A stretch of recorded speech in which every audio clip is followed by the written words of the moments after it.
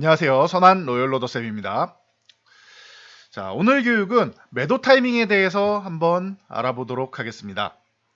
자, 주식 투자자 여러분들이 가장 많이 하시는 질문 중 하나, 그리고 가장 어렵다고 말씀하시는 것 중 하나가 매도 타이밍에 대해서 많이 말씀을 하십니다.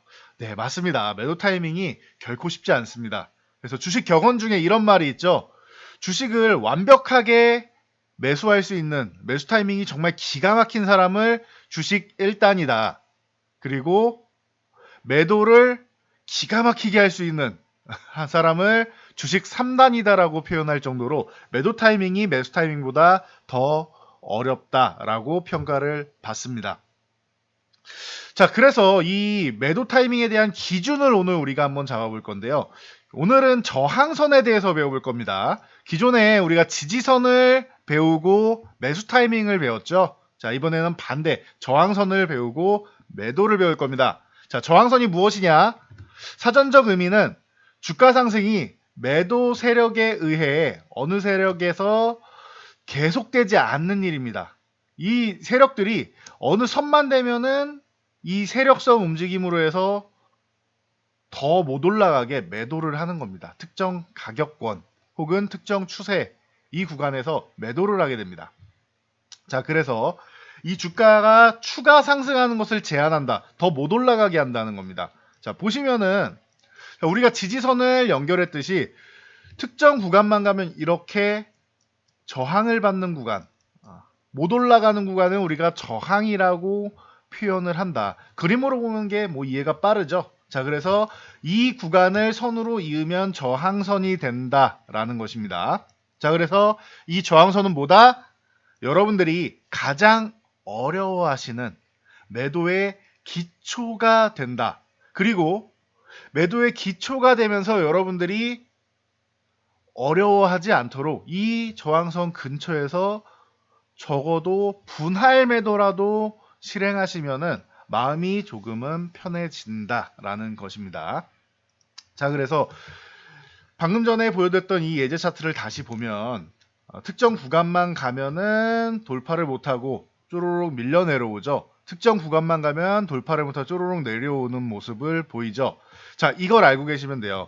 저항선에 가면은 못 넘어간다. 이 구간을 넘어가지 못하면은 주가가 한번 하락이 나오는데 짧게 조금 밀려서 이렇게 붙어 있는 게 아니라 보통은 급락이 한번 나옵니다. 강한 하락이 한번 나온다라고 생각하시면 돼요. 돌파를 못하면 강한 하락이 나온다. 꼭 이렇게가 아니라 돌파 시도를 이런 식으로 양봉으로도 할 수 있습니다. 제가 돌파 시도 중입니다라고 표현 드릴 때 있죠. 근데 이렇게 빼꼼 내미는 거는 살짝만 조정받아도 이탈하게 되죠. 그럼 우리가 지지선에서 배웠던 거 뭐예요? 이탈했다가 회복하면 트랩이다.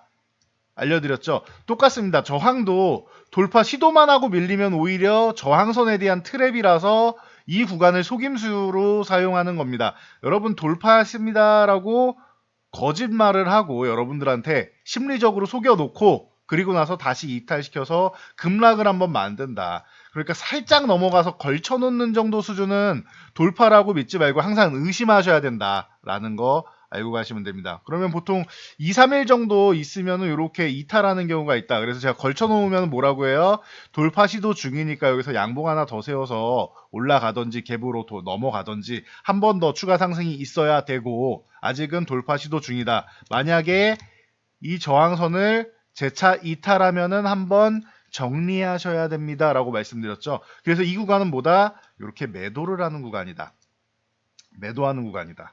자, 다음에 올라와도 여전히 매도하는 구간이다 라고 보시면 됩니다. 자, 매수하고 매도할 때 이 차이점이 뭐냐면은 매수 같은 경우는 아래 지지선이 있으면은 제가 뭐라고 말씀드렸죠? 매수를 해야 되는데 놓치면은 싼 구간, 저렴한 구간이 올 때까지 기다리세요. 다시 줄 겁니다. 라고 설명을 드렸어요. 기억나시죠? 매수는 기다리는 거예요. 매수는 요 구간에서 추격 매수 안 하고 기다리는 게 좋습니다. 매수는 기다리는 게 좋고 매도 같은 경우는 말씀드렸듯이 매도를 안 하면 급락이 나오는 경우가 많습니다. 뭐 시장 영향력 때문에 밀리는 경우도 있고, 그리고 그냥 특정의 수급 때문에 밀리는 경우도 있고, 종목 자체에 악재가 있어서 밀리는 경우도 있고, 여러 가지가 있는데, 정말 여러분들이 알 수 없는, 정말 이유 없이 밀리는 경우도 많이 있어요. 수급적인 영향에 의해서. 그렇기 때문에 매도는 꼭 최고점이 아니어도 내가 좀 뒤늦게 보더라도 매도는 한번 끊어주고 가는 게 좋다. 추후에 좋으면 밑에서 다시 사면 되겠죠. 혹은 돌파를 하면은 위에서 넘어간 다음에 다시 사는 게 낫다. 매수는 기다려야 되지만, 내가 놓쳤을 때 추가 상승하면 매수는 기다려야 되지만, 매도는 아쉬워하지 말고 한번 끊고 가는 게 좋다라는 것. 이게 차이점이다라고 생각하시면 돼요. 자, 그래서 실전 종목으로 넘어가면은 우리가 나무가를 실전 종목으로 배웠었죠. 어떻게 배웠죠? 지지선 구간, 이 9,500원이 원래 지지선인데 살포시 이탈을 해서 이 구간을 저항선으로 여긴다라고 말씀드렸죠. 그래서 바닥을 이렇게 3개나 만들었다. 다중바닥을 만들었다라고 말씀드렸습니다. 그러면서 다중바닥, 어떻게 보면 이게 짧은 역헤드앤숄더죠. 거의 뭐 그 큰 차트로 보면은 횡보에 가까운 구간은 맞습니다. 그런데 요 9,500원을 기준으로 보면은 살짝 이탈했다 회복, 그 다음에 이탈했다가 회복이 안 되죠. 그리고 나서 저항을 느끼던 구간을 돌파를 하게 됩니다.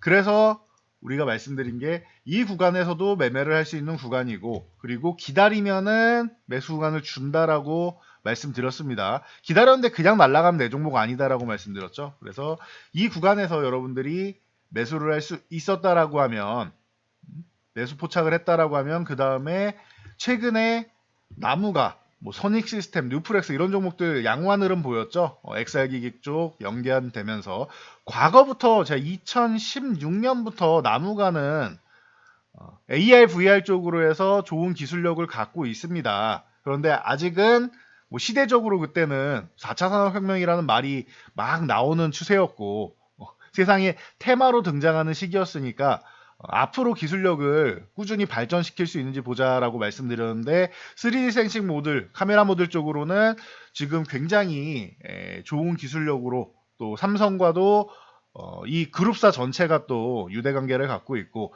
애플에서도 이 정도 기술이면 노릴만 하지 않느냐라는 얘기가 계속 나오고 있죠. 자, 그러다 보니까 최근에 좀 좋은 얘기가 많이 나오면서 멋지게 상승을 했습니다. 자, 그래서 이 종목 같은 경우는 어떻게 보느냐, 이 짧은 차트만 보면, 여러분들이 차트를 볼 때 짧게만 보면은 앞에 차트가 안 보이죠. 그래서 조금 더 늘려봅니다.